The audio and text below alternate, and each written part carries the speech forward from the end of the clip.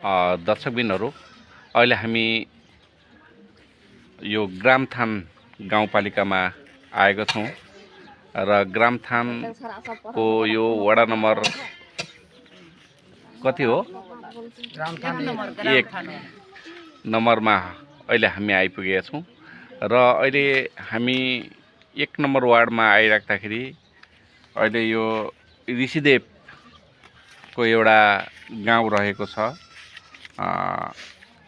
त्यो गाउँ चाहिँ के अरे खुनियाकाटा भन्ने गाउँमा म आइपुगेको छु र नेपालमा ऋषिदेव समुदायहरू शिक्षित त्यति पाउनलाई गाह्रो हुन्छ, किनभने एक त उहाँहरूको नागरिकता र जग्गा जमिनहरू कम भएको हुन्छ र यसरी नै आज म योभन्दा अगाडि पनि म एउटा भिडियो लिएको थिएँ।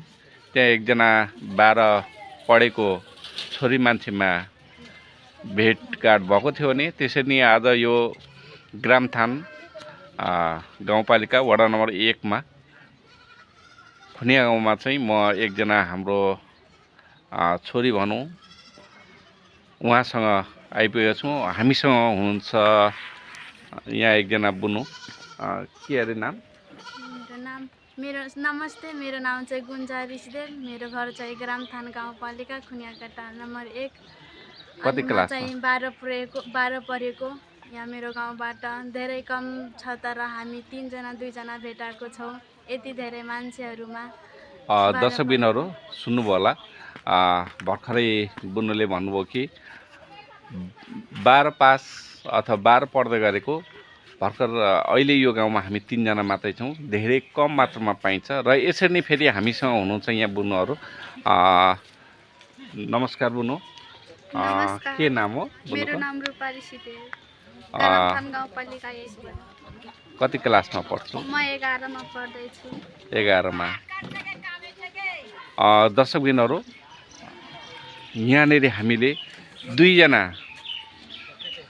तपाईँ हाम्रो छोरी नै हुन्, 2 जना छोरी मान्छेलाई हामीले भेटेका छौँ कि कोही 11 पढेको, कोही 12 पढेको र पहिला यो समुदायमा 14-15 अथवा 16 वर्ष अथवा बाल विवाह प्रायः जसो हुने गर्थ्यो भने अहिले आएर अलिकति उहाँहरू अलिकति जागरुक हुनुभएको छ र यो समुदायमा कमै मात्रामा पाइन्छ। मलाई लाग्छ नेपाल अधिराज्यभरिको यो मैले तपाईहरुसँग 2 जनासँग अहिले कुराकानी गराएँ, लगभग नमुनाकै रूपमा उहाँहरू एकजना 12 पढ्दै हुन्छ, एकजना 11 पढ्दै हुनुहुन्छ र योभन्दा अगाडिको भिडियोमा पनि 12 पढेकोसँग पनि म आएको थिएँ भने लगभग यो समुदायहरू धेरै पिछडिएको र शिक्षित पनि त्यति नभएको, शिक्षामा कमी भएको पाइरहेको छु।